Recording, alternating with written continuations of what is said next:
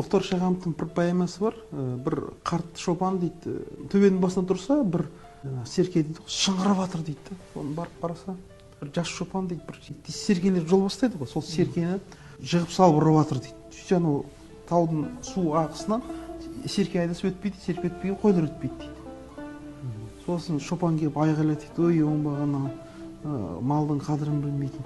Сен өзің қорқып тұрған судан серке қалай өтеді деп айтты дейді. Соны шекпен шешіп тастап өзі судан өте шықты дейді. Жаңағы қарт шопан.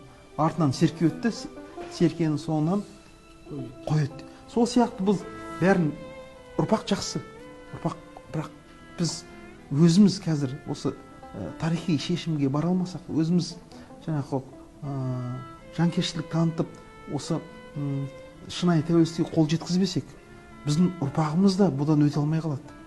Соны біз жасауымыз керек бұны.